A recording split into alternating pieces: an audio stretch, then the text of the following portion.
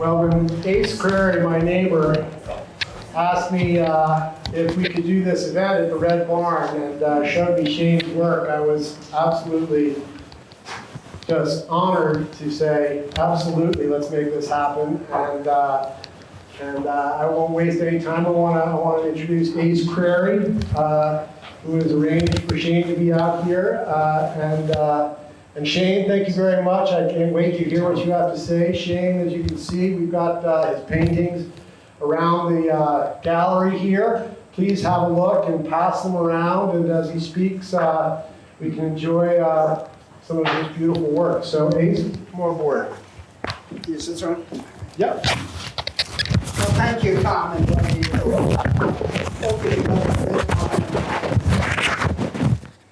So I had the pleasure of meeting Shane Neal at a ranch event hosted by John Irwin, where I learned that not only can Shane paint, but he can crack eggs like a chef and cook a great scrambled eggs. I also learned that he's a golf nut with a 4 handicap and has dreamed for decades of being able to play the Fisher's course.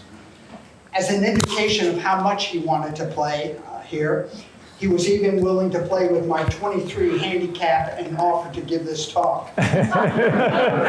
He did not, however, offer to paint my portrait, but I invited him anyway. Shane's dream either came true or was shattered this morning with his shooting an 85 on the course. Best 85 of my life. Well, someone who has been commissioned for over 600 portraits, with most requiring 12 hours of multiple sittings over a year, and hours and hours and hours of painting after that, and including such personalities as George Bush, Justice Sandra Day O'Connor, Congressman John Lewis, actor Morgan Freeman, Senators Byrd, Frist, and Spector, ambassadors, club presidents, college presidents, should be a fascinating storyteller, and Shane is. During these sittings, an extraordinary level of intimacy develops, with discussions probably only matched by their psychiatrists. His stories are amusing, despite all the non-disclosure agreements he has to sign. Current commissions include former Secretary of State Mike Pompeo, former Secretary of Defense Robert Gates, Mr. and Mrs. Ross Perot, Ronald Reagan, and John Irwin's father posthumously as a former ambassador to France for the U.S. Embassy in Paris. And last but not least, our very own Fisher's Island Ted Rogers for the Knickerbocker Club in New York City. Shane was a protege of the master portrait artist Everett Kinsler. He splits his time between Nashville and New York City. He's chairman of the Portrait Society of America, and he's just returned from a 2-week trip to South Africa with his 2 daughters, which he said was life-changing. We will have a Q&A afterwards, so have some questions ready. With that, I give you Michael Shane Neal. Thank you, Ace. Thank you, my friend. That was wonderful. I think you have a microphone. Okay. Oh, should I sit here? All right. Yeah. Okay. Well, maybe I'll stand for a moment and then I'll sit down. Hello, thank you so much for being here. This is just such an incredible treat. Thank you, Tom and Wendy, and thank you, Ace and Susan, for hosting me. It is a thrill. I came here 2 years ago with some friends on their boat, and we stayed docked out here for 2 days. Peter Conzi is here. We had dinner together with he and his wife, Ann. I walked around the village quite a bit, but I didn't get too far, and Ace is correct. I had always dreamed of playing this golf course, and today I got to do it, and it was wonderful. Quite a wind, though, that we were out there experiencing. I set some things around for you here to take a look, and since we don't have slides, and my whole world is sort of image-based, but you can see some of the work there that I do, plus a couple of magazine articles on my studio in New York. But I thought what I would do is give you a little sense of how I got where I have gotten to in the life of an artist, and then a little about some of my clients. So I'm from Nashville, Tennessee. I'm born and raised. I am a sixth-generation Nashvillian on my mother's side. My kids are now 7, and my father's family came from Scotland after the Civil War. My mother used to always joke about them being newcomers to this country. Mother's family's been here for a long, long time, and Nashville is my home. I grew up with no artistic family at all. My mother has a lot of relatives that play musical instruments, which is very handy in Nashville. A lot of singers, a lot of pickers. So I was around music all my life, but not drawing and painting. But from the time I was 3 or 4 years old, I loved to draw. My mother kept everything. I just lost my mom recently, and we are unearthing literally boxes of drawings and coloring things and Play-Doh figures that I did as a child. But I have always been fascinated by people, and I think that's kind of important in what I do today. Mother said that when I was a child, that when people would come over for dinner, after they would leave, that it was like a parrot, and I would mimic them. I would get their walk, their gestures. I would begin to talk like them. And she said, "You seem so interested in trying to copy people since you were a child." So there's something to that, I think, with what I do, trying to create images of people on a white canvas. When I was 15 years old, I got my first job. I saved 3 paychecks, which I think totaled about $50, Peter, and I went to the local art store, bought a paint set, because I had watched this guy. Now, you all know Bob Ross with the hair on television. There was a man before him named Alexander. He was sort of an Austrian guy, I think, and he was on television painting on Saturdays, and I thought, I want to try to paint, so I bought a paint box. I set up in my parents' garage because they wouldn't let me paint in the house. And I had bought what was essentially a tripod easel like this. There's 3 legs, you put it together, has a chain in the middle. Well, that's a presentation easel, but I didn't know any better. And my first couple of strokes, the easel just fell to the ground. And I was sure that I had done something wrong. So we taped the feet to the ground with duct tape, and I did my first painting. That's how naive my start was in this world of painting pictures. When I got to college in Nashville, Lipscomb University, which is near Vanderbilt, I was a science major for a couple of years, and then I came home one day and said to my parents, I'm not really happy, Wendy, in what I'm doing. I don't think this is right. I want to do something else, but I don't know what I want to do.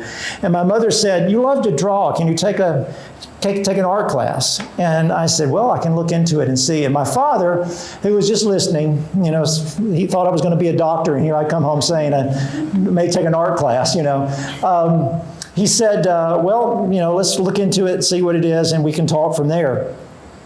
I have recently lost both my parents, my mother and my father, and I want you to know that there were conversations you have with your folks, especially end of life, that you didn't have for many, many years. And I sat down with my dad just about a year and a half ago, and when he was sick, and I said, "Dad, I got to ask you something. Why did you not say to me you would starve to death as an artist? I am not going to support you. I am not paying for your education any longer, blah, blah, blah. Why didn't you tell me that?" And he looked at me and he said, "Well, son, I didn't know much about it, but I knew you." So as a kid, as a son, that was about the greatest thing a father could say to a son. And so he had faith in me. But then the second thing he said I thought was so amazing. And now we're talking about a man 45 years old, so I don't know where he gets this wisdom from. But he said, "I thought to myself, if I tell him no, he can't do it. He may be frustrated the rest of his life thinking, Tom, I could have been an artist, but my father wouldn't let me." And he said, "But I thought if I tell him yes, I'm encouraging him and I support him. First off, his father supported him. And secondly, if he doesn't make it, then he'll know I gave him the chance." But he said if he does make it, then he would have known that he did it on his own. And so when I graduated from college with a degree in art, my dad was the one that helped me beat the paths, beat the sidewalks looking for a studio space. Because he said to me, of all the times in your life, Peter, this is the time in your life that you've got to try this, because your life is just going to get more complicated as the years go on. But, you have no debt, no family, no wife to disappoint or please, so let's find you a studio.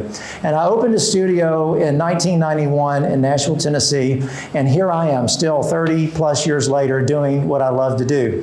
So I met a person in college that changed my life, a painting instructor who happened to also be a portrait painter. So this is is how I'm first introduced to the idea that there's such a thing as portrait painting. Now, I grew up loving Norman Rockwell. That was, as a kid, he was on everything. He was on cookie tins and, the Christmas books and all this. And I used to sit and try to draw and copy Norman Rockwell. So he was an artist I knew about. But other than that, I didn't really know about any artists. And here was this lady who made her living as a portrait painter and was an adjunct faculty member at the art department at Lipscomb University. And she started watching some of the things I was doing in class and encouraging me. And she said, I really like what you're doing. You need to do this more. And she would give me outside class assignments to do as well.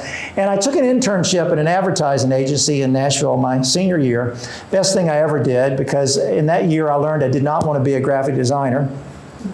But I had a drawing sitting in my cubicle one day of a man I was working on in my class. I was going back and forth to college with, and a writer at this graphic design agency walked by, saw it, and said, "Did you do that?" And I said, "Yes, it's something I'm working on." And she said, "Do you take commissions?"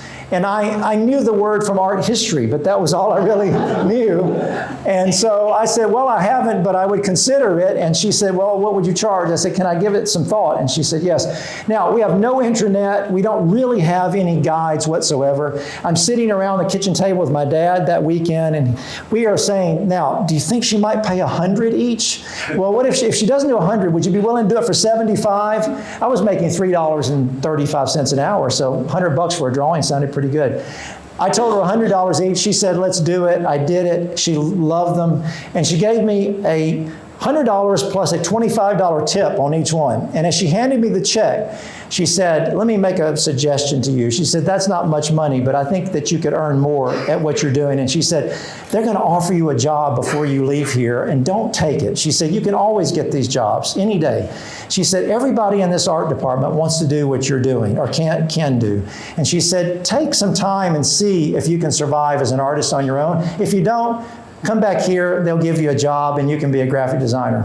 So that was another great piece of advice. My father, Debbie Samuels, this lady, my teacher. So I'm in Nashville, starting out of school, painting anything anyone will let me paint. Apples for your, kitchen borders in children's bedrooms, which would often turn to a portrait commission to paint the little kid that I was painting the border in the room. Mixing paint for friends who were successful artists, stretching canvases for them. Teaching at a local museum, Cheekwood Museum of Art in Nashville, where I would teach in their education wing once a week. So just however I could, make enough to pay my rent. And my third year as an artist, I met a woman who looked at my work and said, I really like what you're doing. I used to date an artist. And I said, "Oh, did you?" And she said, "Yes, his name is Everett Raymond Kinsler." Well, Everett Raymond Kinsler in the world of portrait painting is like John Roberts, the Chief Justice of the Supreme Court, if you're a lawyer just out of law school. I mean, he is the best. He was an incredible artist. And what was not only wonderful about Ray Kinsler, he was also a great artist, great human being, and a great teacher. Now, Ray Kinsler, if you don't know, Ray Kinsler painted 8 U.S. presidents. He painted over 2,900 portraits in his career.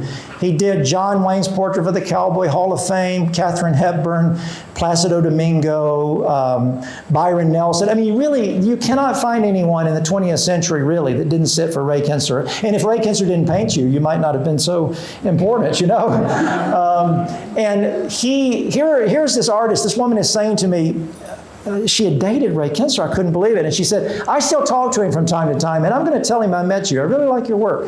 6 months later, she called me and said, "Do you remember me?" And I said, "Sure." And she said, "Well, I just got off the phone with Ray Kinsler. And I told him about you, and he said the next time you're in New York, he wants you to give him a call. So here's his telephone number. Don't give it out. It's his private number. But give him a call next time you're in New York." Okay, now, I had traveled a lot as a kid with my family, but I had never been to New York City. Next time was going to be my first time. So my best friend got transferred with Bankers Trust to New York City. He had this incredible apartment at 2nd Avenue in Battery Park. He said to me, "Shane, if you can get to New York, you can stay in my apartment as long as you like." So I scraped together the money. I went to New York. I called the phone number. I left a message on the machine, and the next day the phone rang, and the voice, you remember Peter Jennings, the television guy?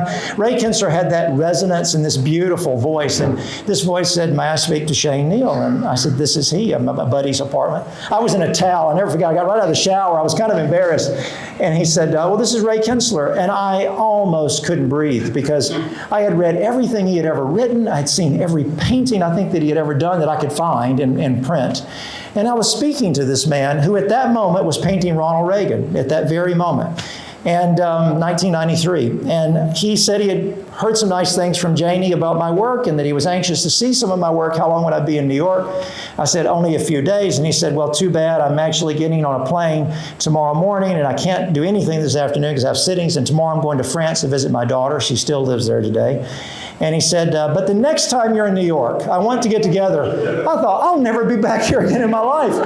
And I said, "Well, I did bring a portfolio to show you, and I do hope someday I can do that." And this is typical of Ray Kinsler. He said, "Oh, I feel so bad that you've come all this way." He actually said from Montgomery. He thought I was from Montgomery at the moment. And he said, "And I can't see your work. Could you photograph it and send it to me?" And I said, "Yes, I could." So he gave me his address, 15 Gramercy Park South, New York, 10003, which is now my address. And he said, "Send these to me and I'll take a look." And I sent the photographs dutifully. And about 4 months later came a package in the mail. I also did one other thing. I did a drawing of him. I was working part-time at a jewelry store when I was in college and had a loupe. And we didn't have Xeroxes and all that. And I took his book and I looked through a loupe and did a charcoal drawing from a photo of him with his, I think his face was about the size of my pinky in the photo. And I put that in the package with the photographs and I said, "Would you be willing, sir, to autograph this drawing? I'd like to hang it in my studio if you like it, you know." He used to do that sort of thing. He sent the drawing back. He wrote on there, "To Michael Shane Neal, a strong, well-handled portrait from your delighted victim, Everett Raymond Kinsler." And every photograph he marked up and suggested that I should have put the mountains here. It would have worked better if it were lower in the horizon. And the hand shouldn't have been here. It should have been, here. And he drew that on the photograph. And then he, in his one-page letter, he wrote at the bottom, he said, "Send me more when you have them." So we started a pen pal relationship. The Chief Justice of the Supreme Court of Portrait Painting is now writing a kid in Nashville, Tennessee. Unbelievable.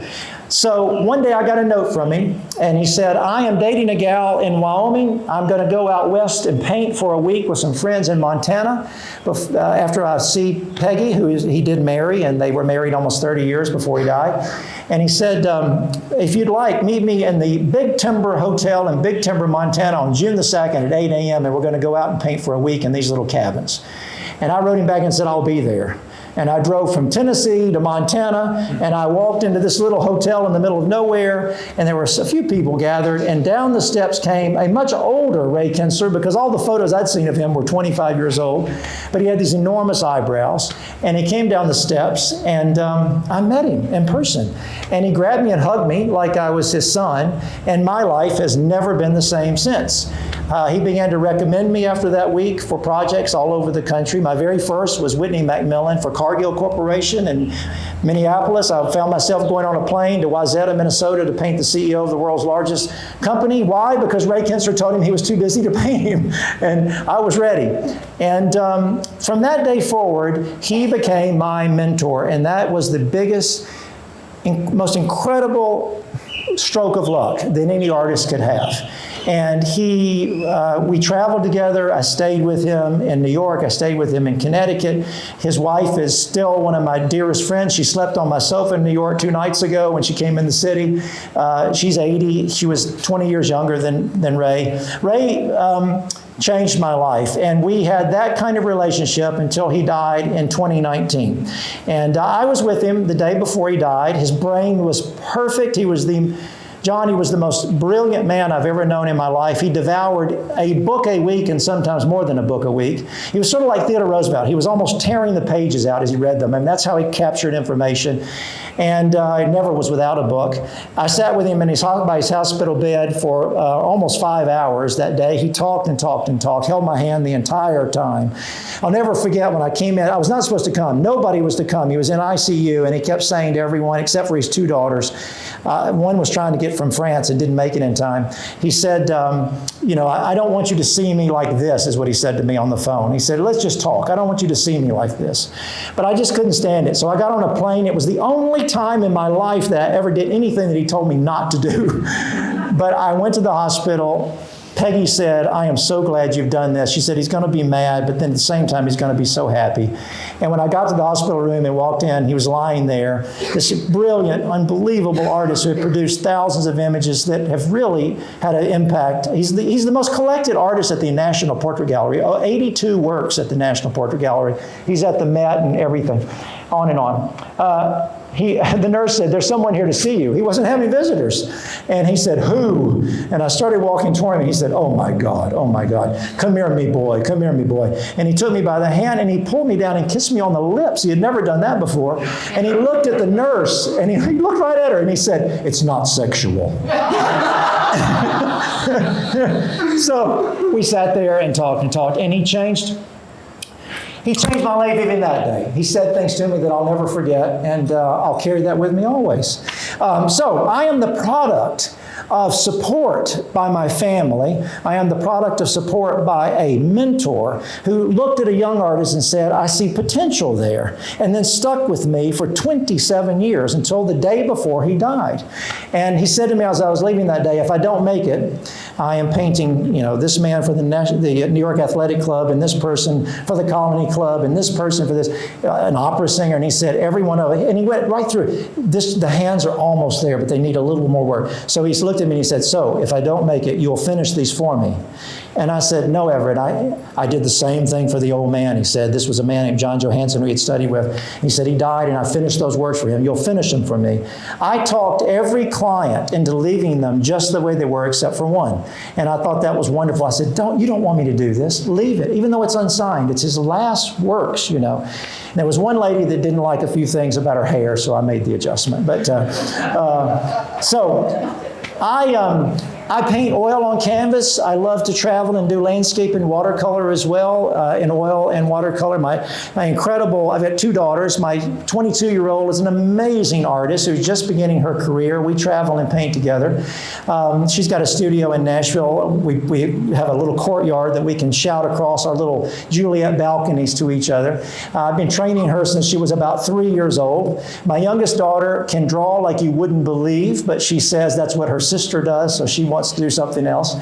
And, portraiture to me is one of the highest forms of art, because we are painting artists that do this, the human beings that are here during our time. We are recording them for posterity. I do a lot of things for institutions, universities, hospitals, government, etc. But probably my favorite projects are when I'm painting for people's homes, when I'm doing things for their families that they're going to live with every day of their lives. The paintings you see here are reduced down many, many times. So most of them are life-size. So they're actually relatively large paintings. If you ask me what is my favorite part of portrait painting, I would say to you that it is getting to know the people. It's the interaction. It's the someone walks in your door and you have no idea that first day in the studio, or when you fly or travel to visit them, you're not quite sure how you're going to approach it. And then every day you're with them, a little bit more is revealed, and you begin to get a point of view. You start to think about how you're going to approach it. I do a lot of sketches. I do a lot of photographs. I have people come and actually pose. I'm very old-fashioned that way. It's disappearing very quickly in the world of portrait painting, that people actually will sit for you in the studio. And I find it to be incredibly valuable, and also it helps me interpret the photographs and make decisions from the photographs, Ace, that I wouldn't make otherwise if I didn't know the person I was painting. I was sitting with a friend at church one night in Nashville at a meal before a service. And I just talked about an insurance agent that insurance executive I was painting from Chicago. And he had been to Nashville and spent 2 days in Nashville. And I was telling her about it. And she said, well, now, tell me now, didn't you just go to Chicago a few weeks ago? And I said, yeah, same guy. I went to photograph him, and then he's come to Nashville. She said, well, now, why did you need him to come? If you have good photographs, why would you ask him to come again? She had just gone to England for the very first time and had always, Janet, wanted to go to England. And I said, let me ask you something, Nelda, do you have any books on England? And she said, I have a whole shelf of books on England. When you went to England the first time, was it different than looking in the books at all the photographs?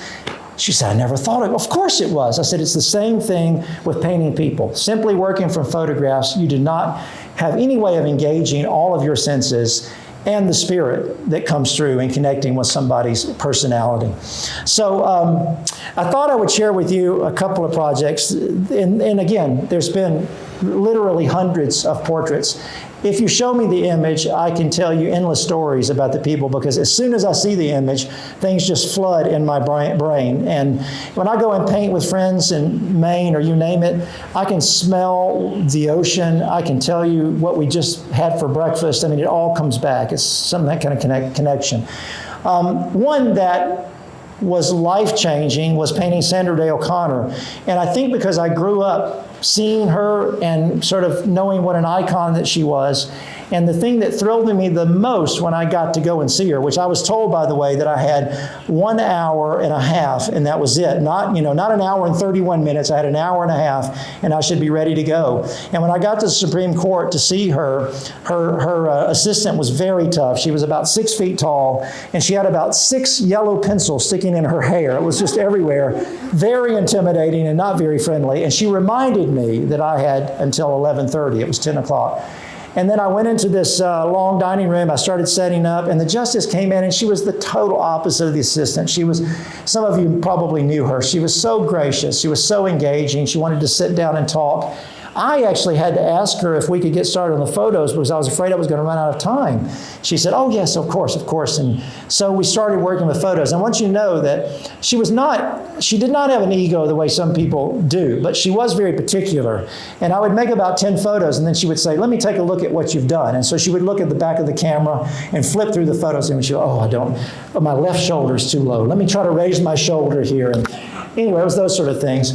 And then the assistant came in and said, Justice, it's 11:30. And she said, I want to do one more thing with Shane before he leaves. I would love to go, this is the special part, of many. I would like to go to the conference room off of the Supreme Court chamber where we're not supposed to make photos, but that room is important to me, and I want to take Shane there, and I want to tell him why. And the lady left. She came back and said, I'm sorry. I tried to reach the Chief Justice. I couldn't reach him or his assistant. Justice O'Connor said, okay, thank you very much. And the lady left the room. And the justice looked at me and said, let's go. And we literally, she was looking over her shoulder. We snuck into this conference room. She was doing like this, is anybody looking? And we went in and we walked around to a chair, and every chair around this room, some of you may have seen it, has a little brass plaque on the back of the chair. And it says, Justice Roberts, Justice O'Connor. And she took me around to her chair and she said, now, I had been through my Senate. I met every U.S. Senator. I went through the hearings. I met with President Reagan a couple of times. I was sworn in on the steps of this building. Do you know, it was the Saturday morning when we were coming into this room to have our Saturday morning meeting, that when I stood at my chair waiting for the Chief Justice to come in, and I glanced down and saw that brass plate, that I said to myself, I'm really here. I am really a Supreme Court justice. Look, there it is, Justice O'Connor. So she stood there. I made a few photographs, and then she said, we better go, And when we got upstairs and I was getting ready to leave, she looked at me and said, what are you doing for lunch? And I said, whatever you are, Justice, And we had fajitas in the courtyard of the Supreme Court building. I stayed until 3:30 that day. It was the most amazing experience, and that went on like that for the next year and a half. She came to Nashville and posed. I went to her home in Arizona. It was remarkable. And there's much more to that story, but that's one. Another one is a few years ago, I met a couple named Calhoun from Little Rock, Arkansas. And I go to Little Rock, I'm painting their portraits, we're having dinner, and he says, we're going to London next week, and we're having dinner with our clan chief, Sir Malcolm Calhoun, Colquhoun. And we're going to have dinner with him, and he said, oh, Shane, you should see his ancestral home in Scotland on Loch Lomond. There are portraits everywhere. They go back hundreds of years. And someday Sir Malcolm will have his portrait painted. And we were just beginning to have our salads, and he looked up at me and said, are you thinking what I'm thinking? And I said, I hope so. And he said, give me your card and I will give it to Sir Malcolm when I go to see him. And he wrote me an email from London and said, we just had dinner with Sir Malcolm and Lady Cahoon, and he said he will keep your card and keep you in mind. 6 months later, I opened my email, and there's an email from Sir Malcolm Cahoon asking me, would I consider painting his portrait? Which I, of course, said, yes, I will happily do that.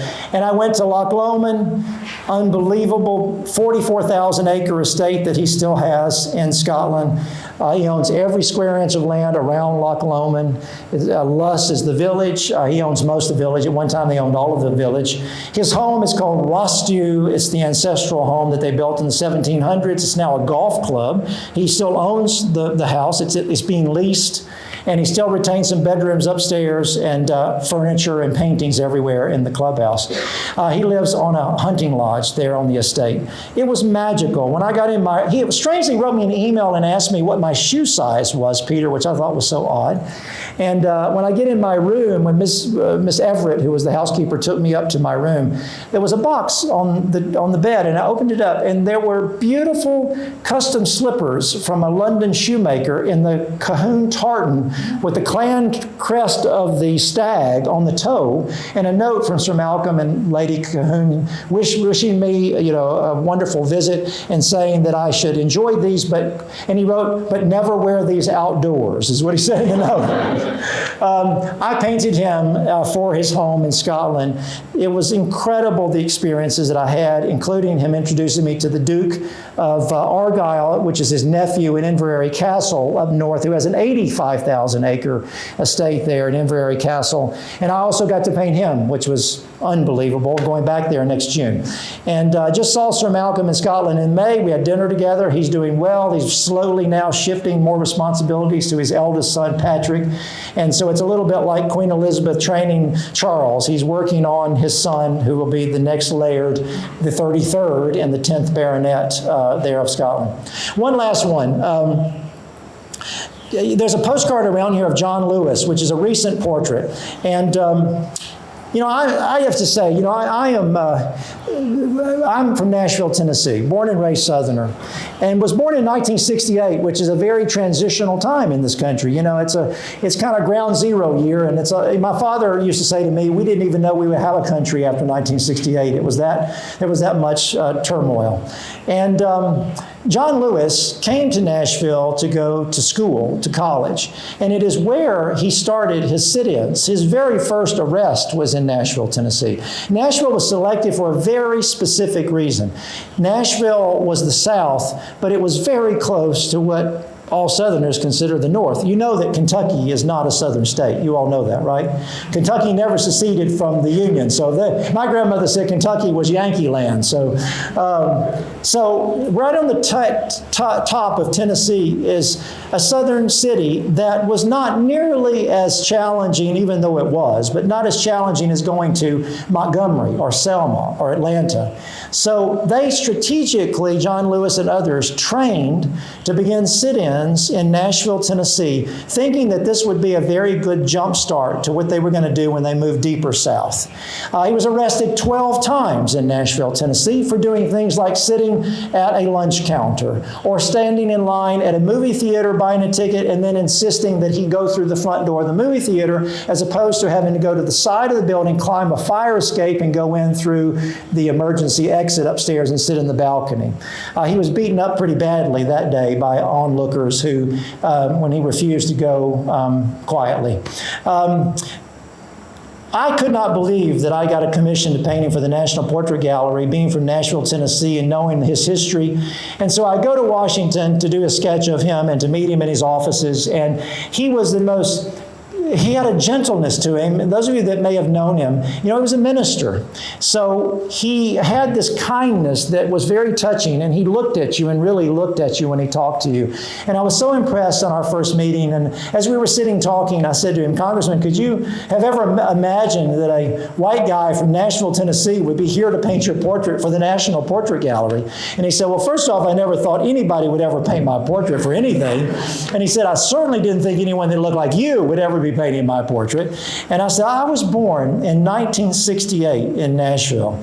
And that was really ground zero year. And if you read his book, by the way, which is fabulous, he talks about 68 being the year that he realized that the movement was sort of leaving him because he was a nonviolent protester, and it was becoming more violent in its approach, or more militant. And so he decides he's got to go political or do something else in order to further the cause, because he's not comfortable with the direction that it's going.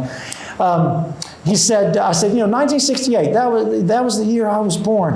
And I said, could you have imagined that we would have made this much progress over the 50 years of my lifetime? And he looked at me and he said, no, I couldn't have. I could have never dreamt it. And then he said, but there's still so much work that's left unfinished, so much work left to be done. That was before, by the way, Black Lives Matter and that sort of period. That happened right after that, right before he died. And I didn't know it at the moment, but he had just given me my approach to the picture. And when I was back in my studio working on my ideas, one day as I was working on a study, I thought to myself, I wonder if I could make sort of an allusion to this unfinished quality of the nature of his work by not finishing my portrait completely. So I approached his staff and said, what do you think about this? And they said, well, let's ask the congressman. And he was just great. And he said, whatever Shane wants to do. So I started working on it. And then I heard that he was diagnosed with pancreatic cancer, which concerned me. So I shifted into fast gear, held everything back except for his portrait, got it finished. He got to see it 2 months before he died. And he loved it, thank goodness. And the people at the National Portrait Gallery really were wonderful. And at that moment, COVID hits. And my portrait, which has just been transported to the museum, there's no presentation, the congressman dies. But after, almost a year, when the National Portrait Gallery reopened, they decided to make John Lewis's portrait sort of a big part of the reopening after COVID. And they put it front and center in a new exhibition that is permanent called The Struggle for Justice. And when you walk in, you will see John Lewis's portrait right there at the entrance to that exhibition with The Struggle for Justice above. And it's just, for me as an artist, to walk in this museum and see this painting, which means so much to me, both as an American, as an artist, and as a Nashvilleian, it's a great honor. It's a huge honor for me. And I get, my assistant has all these kind of alerts, on the email every day. So I get an alert about every 4 or 5 days that the image has been used in some way, because I gave the copyright over to the National Portrait Gallery, which they require. And it's constantly used, and I really appreciate that. It means a lot to me. I have just painted a colleague of his, which will be unveiled in January at the National Portrait Gallery, and an amazing man named Fred Gray. He's 94 years old, and I want you to Google Fred Gray. Fred Gray was Martin Luther King's lawyer, but he was also the lawyer for Rosa Parks the day that she was arrested, and he represented her there in front of the judge. I took my daughters to meet him on our first date to get to know each other and to sketch and to photograph. And I introduced my girls. I said, this is, Mr. Gray, Attorney Gray is what they call him. And I said, he's a great man. I wanted you all to meet him. And I said, he was Martin Luther King's lawyer, etc. And he looked at my daughters and he said, now don't be too impressed, girls. He said, I lost almost every single case. And then he looked at my youngest daughter, who wants to be a lawyer, 17. And he looked at her and he said, because she had talked about wanting to be a lawyer to him. And he said, you can't believe this, young lady. He said, but when I was traveling all around the South, and my friends like John Lewis and Martin Luther King were being arrested, sometimes 25 of them would be arrested. He said, when I would go in front of the judges in these courts all over the South, as soon as I would begin arguing the case, the judge would be sitting in a swivel chair, and they would swivel around, and I would talk to the back of their heads. He said, I talked to the back of their heads. And he said, when I would finish, the judge would turn around and say, are you finished, Mr. Gray? And I would say, yes, Your Honor. And he would say, guilty on all counts. So he said, I actually argue most of my cases to the backs of men's heads. So that's how far we have come, thankfully. And obviously, I know we still have work to do. But it's extraordinary to have the leadership of someone that was such a fine human being and such a gentle man in so many ways, who was the toughest man I will ever meet. One thing you must take note of when you read his book, and that was when he was being kicked and beaten in Montgomery, Alabama, in a bus terminal where he had tried to buy a ticket and get on a bus. And there were dozens of people beating him. And he talks about how important Gandhi was to him and that he was not going to raise a finger. But he said, Gandhi always said that if you can make a connection through your eyes to another human being, you will connect to them in a way that you cannot connect to them in any other way. You don't have to say a word. You just have to look at them in their eyes. And he did that constantly, Gandhi did, to oppressors or people that were mistreating him or beating him. And so John Lewis is down on the ground. He's being beaten mercilessly. Children are beating him as well, boys. And he said, I rolled over with a bloody head, and I looked directly at the eyes of a man who had just been kicking me as hard as he could kick me. And he said, all of a sudden, the man froze in this crowd of people beating me, and he stopped. And he said, the last thing I saw before I passed out was that man backing out of the group of people that was beating me. And he said, so for about 5 seconds, I connected on a human spiritual level as a human being looking at another human being, not a black man, not a man that should be beaten, a human being that shouldn't be beaten. And this man who was being so brutal backed out. And he said, so I knew that it was the eyes, that's how you connect to human beings. And I know that as a portrait painter. And you know it every time someone says, oh, you know, the eyes follow you. That is the window to the soul. It is what really speaks about a painting. And if you get that right, everything else falls into place. So that's a little of my life as an artist passing through these lives. And they mean way more to me than I do to them. Many of my clients do remain friends, and I stay in touch with them. And we email and go to Christmas parties together and that sort of thing. But so often I am a fly on the wall, and I get to hear and see extraordinary things. And as one of my friends who was up for a federal judgeship that he did not get, and I was painting a senator from Pennsylvania named Arlen Spector, who was the chairman of the Judiciary Committee. He said, Shane, you have just had 2 solid days with Arlen Spector in your studio. I need 5 minutes. So anyway, thank you. And can I take some questions? I'd love to take some questions. Thank you.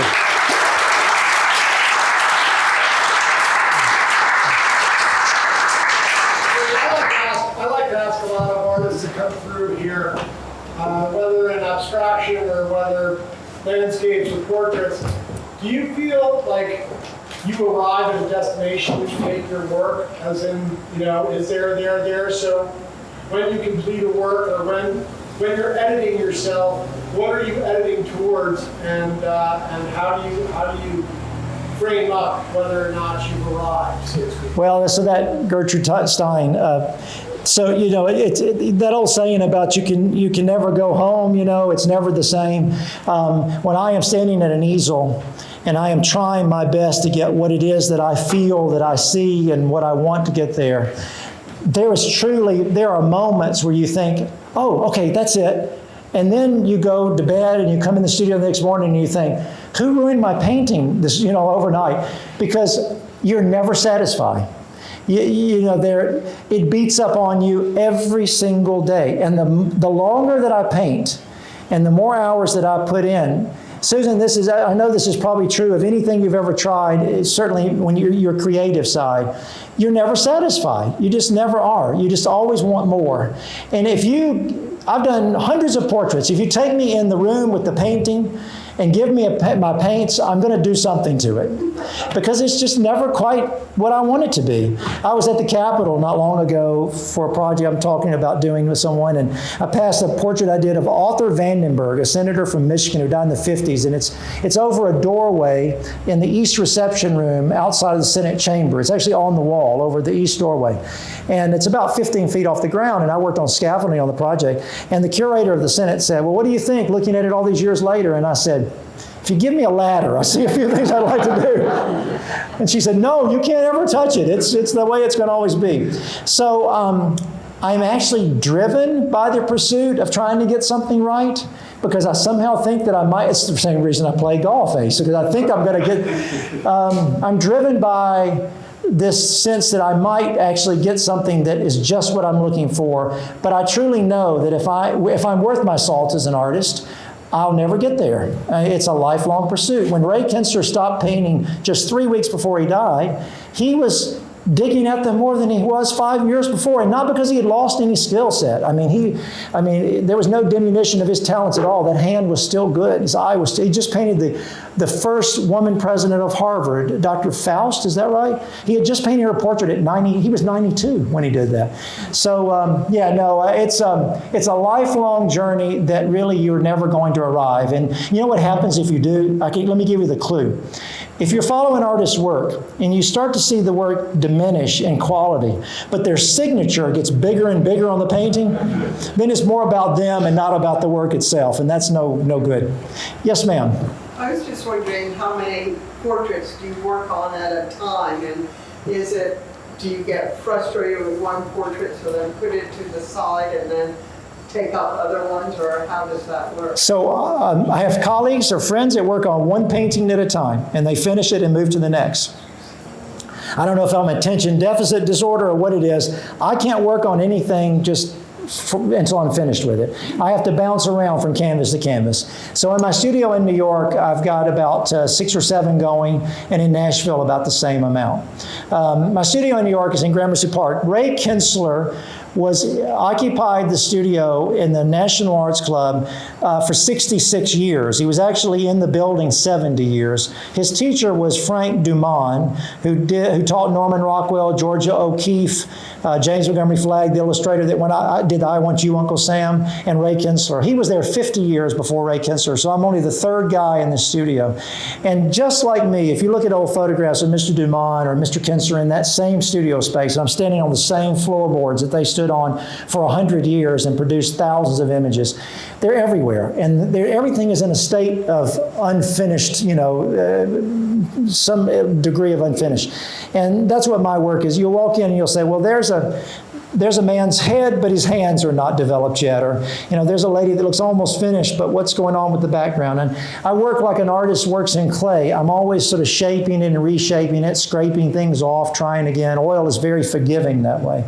So I find that I need to work on multiple paintings in order to really get to the heart of it or the truth of it, and to get a fresh eye. And some of you may write, sometimes you have to turn the thing over and come back to it another day before you really see it. But I am spending my whole life, Tom, trying to edit. I'm trying to take stuff out, not put things in. Because I have found that as a storyteller, which is what we are as painters in many ways, it is what I have to take out and suggest that's actually more powerful than everything I put in.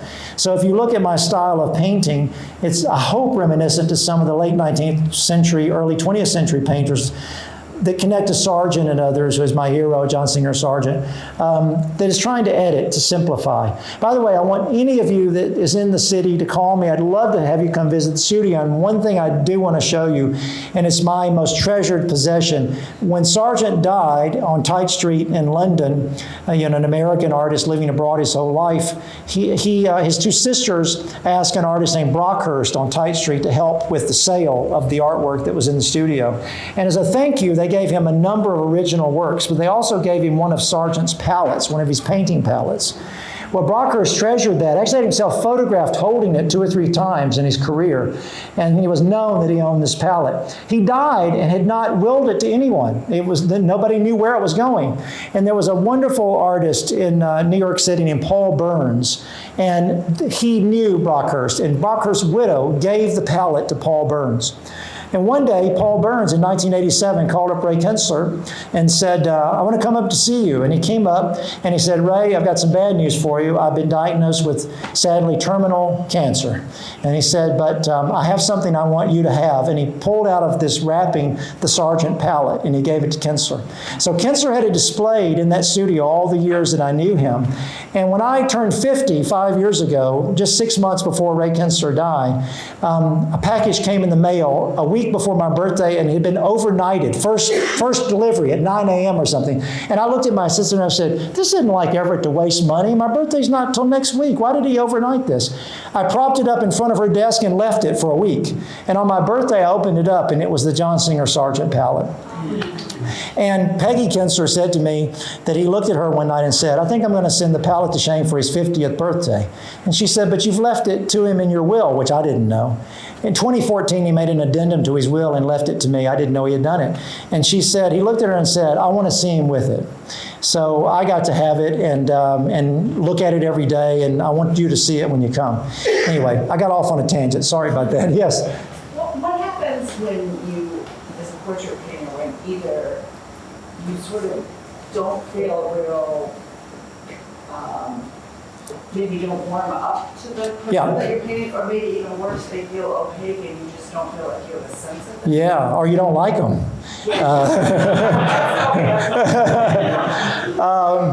So I have found that there's an old joke about portrait painting, which is a person walks in your studio and the portrait artist says they have no face, which that you didn't see anything that interested you. You know, you didn't have a spark right away. But I have found that when I spend time with someone, I suddenly see it. I find what it is that is interesting about them to me. And so there's a direction for me to go. The question was, what do you do if there's not a spark? Or maybe even another part of the question could be, what do you do when you don't feel inspired? And is that a fair summary? So there are times when I am not, and I don't know if it's really my client. I think it may be something that I've got going on, whether I'm distracted, frustrated, whatever. But I find that if I can just get to the easel and start working and problem solving, then I'll start to get in the mode. And this is what I do for my living. I'm a professional artist. I have got to get in there and work. There are days when I don't feel it, but I can't just say, well, I'm just going to lie around. I was telling Ace that I was visiting with Sir Malcolm one night, and he was telling me about a painting he had done of his family years before, and that Lady Cahoon didn't like her face. And she said to the artist, I want you to make these changes. And the artist said, I'm sorry, Lady Cahoon, that's the way I see you. I can't change it. And Sir Malcolm said, so that's the way it is. There it is. And I respect him for that. And he looked at me and he said, I am sure you do the same. You refuse to make changes.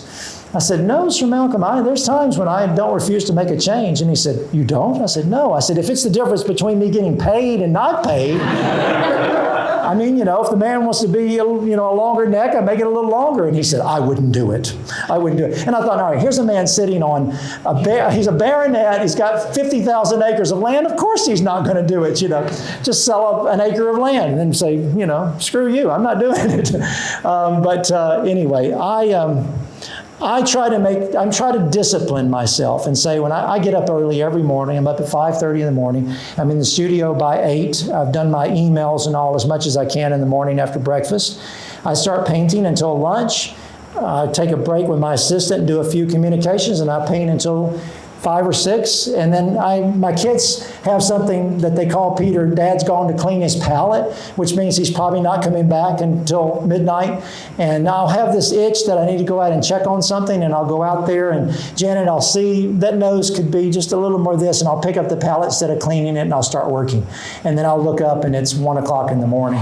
I have picked up my newspaper in the driveway many mornings at 4 a.m., not realizing at all that I had been out there till 4 a.m. Suddenly my legs would just get tired, and I'd think, oh my God, it's 4 a.m., That's how engrossing it can be.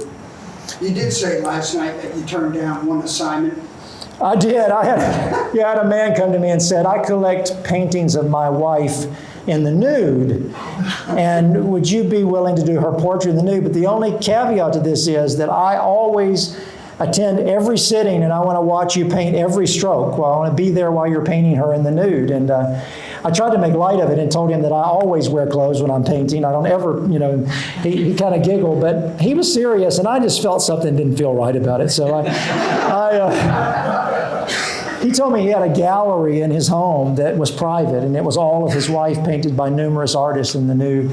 So anyway, I appreciate, there's a club in New York called the Lotus Club, and I'm a member. Anybody a member of the Lotus here? You're a member of the Lotus. So I just learned, night before last, Michael Yon, our former president, had dinner at his home. The Cafe des Artistes, he's in the studio above, his wife Kenny. The House Committee has just voted to remove some of the nudes in the grill downstairs. downstairs. Since 1945 or something, they've been hanging. Particularly the one affectionately called Puss in Boots that's by James Montgomery Flagg. That's a little bit of a salacious nude. And it's coming down. And I told him that I was sort of sad about it because for 30 years they've been there all of my life. And he said, well, it's just time we feel. And he said, we're getting more and more complaints from the younger members that come in. And I said, well, but they shouldn't join the club if they don't like this. But I wonder what they do when they go to the museums. You know, do they go through certain galleries that they say, I'm not looking at those paintings? I don't know. But anyway, the female nude can be, and male nude can be done so beautifully and with such an artistic eye. So I sort of hate to see some of that artwork coming down because of the change in the way people are viewing things today. But that's just part of the world we live in now. Yeah. Any other questions? Yes, ma'am. Yes, Wendy. How do you decide on the pose and the background? And as you get to know somebody, does that often change? Yes, and so my process, so the question was, how do you arrive on a pose? How do you come up with the approach to the painting? My process is one where as I try to get to know the person as well as I can, as I'm digging to try to understand, John, your father example, reading as much as I can find, looking at many photographs, talking to you about what's the era in which we should depict him, you know. But I'm looking for clues of things that help me to capture the likeness, and it's not, Wendy, just measuring everything in the. Just because the eyes, nose, and mouth are in the right place doesn't make it a great portrait. It may make it a likeness, but it might not be a great portrait. A great portrait is as if you've captured something of the spirit or the character of the person.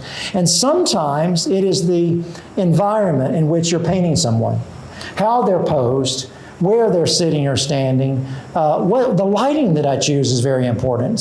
You've seen 50 photos of you on your iPhone that you say, that doesn't look like me. I'm sure, Peter, you've done this. Oh, that's not, and you delete it. How can it not look like you? It's a photo of you. But it might just be that there's a little something about the mouth, which is what Sargent said, you know. It could be that the angle's not quite right, not the way you think of yourself. But in terms of background, here's the one thing that I know. I get caught sometimes in this trap, and it's sort of been a trend where people want to put a lot of stuff in the background, particularly like if I paint cabinet secretaries, or I've done quite a few. So Secretary of Energy, and he wants to have, you know, this globe, and he wants this picture of his family, and he wants this particular book he wrote, and all this stuff. And you know, after a while, you're just like, I mean, I painted a judge. He wanted a Thomas the Train, because he had a lawsuit related to Thomas the Train, and he wanted the little train behind him. And you know, there are these things, and you go, this just doesn't work, but you have to because they just insist on it.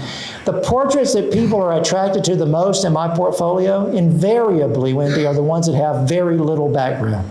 It seems as though people are just attracted to the power of just the person and not all the stuff. So a lot of times I have decided to put something in, but sometimes the person has said, I love your work, but I want Thomas the Train in there. It's got to be there, you know, and so I have to do it.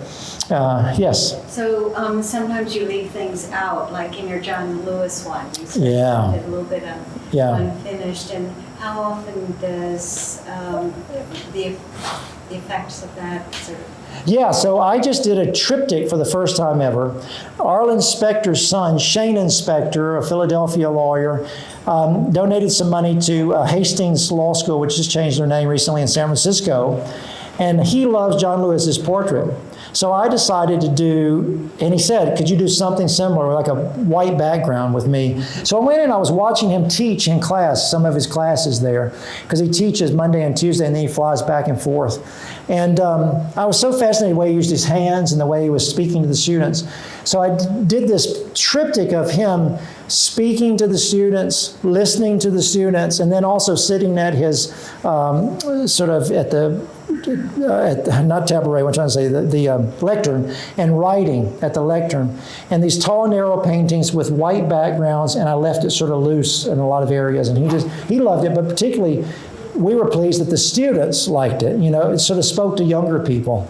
And so the informality of it was something that really seemed to click for them. I think because of the John Lewis, I may get more requests for something like it, and I certainly enjoy it. It's a lot of fun to do it that way. Yeah. Yeah. Yes, sir. Yeah, I just want to make a comment about Susan and Ace. You know, you talk about portraits connecting the soul, some of them with their eyes. Well, Susan, they saw that in you. Is when we were together, it was a large gathering, there were 70 of us, and I never got to talk to you as much. Ace knew that you would be a fascinating speaker. Oh, well, you're so kind. Oh, you're very kind. I saw a lot in you. Well, thank you, John. Thank you, John. That's very kind. Well, thank you for your hospitality. I had an incredible experience with you and Janet. And Peter O'Neill, our mutual friend who introduced us, which I just can't wait to text him and tell him we saw each other this weekend, he and Katie. My whole life is about people. It's about meeting people and spending time with them. And, it's as Mother said, it's been that way since I was a kid. I just always fascinated with them. I remember I got to paint this senator named Robert Byrd. Senator Byrd, who served in the U.S. Senate for 60 years. And he said to me one day, he was a brilliant man. He was a brilliant man. He said, you and I both have constituents. We have to please our constituents, and you've got to please me with this portrait. So here's what I want, And he looked at me and he said, I want a Bible in the painting. I want some image of my wife, and I want the Constitution, because without these three things, I wouldn't be here today. And he, by the way, was only like 5'7" or 8", but he looked like he was 6'8". I mean, when he walked in a room, you felt his presence. He was an incredible guy. Whether you agree with him politically or not, that's not the point. And his memory, he would quote things at length while I painted him that you can't believe. Poetry, it would go on for 10 minutes. And he just was incredible.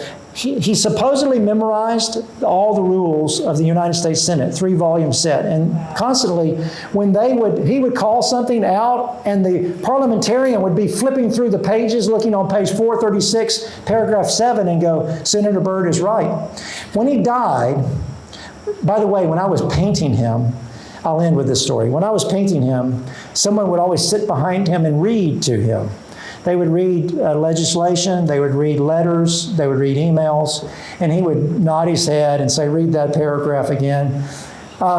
Boy raised in West Virginia, had no shoes till he was 10, adopted by relatives because his family couldn't afford to take care of him. And here he is, the United States Senate, head of the Appropriations Committee, the most powerful U.S. senator in history, control of the purse strings. And he dies after we do the portrait. We unveiled it. It all went great. There's so many stories I could tell you, but this is the one I wanted to tell you. I'm at his funeral. I was invited to his funeral. And his niece gets up and gives one of the eulogies, and she said, I want to say something publicly about my Uncle Bob that has never been told. I am a severe dyslexic, and so was my Uncle Bob. And if it weren't for him and his tricks that he taught me and how to get through school, I would have never finished high school, let alone gone to college.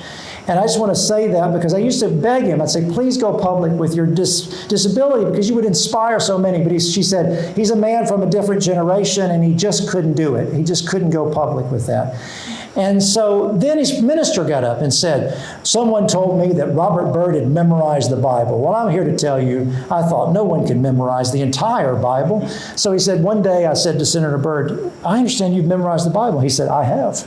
And he said, so I just pulled a series of verses out of Matthew that he said, I'd memorized quite a bit of the Bible, section. So I started reciting a chapter of Matthew, and he said, I stopped in mid-sentence, and he said, Senator Byrd picked up where I left off and kept going. And he said, I was so blown away.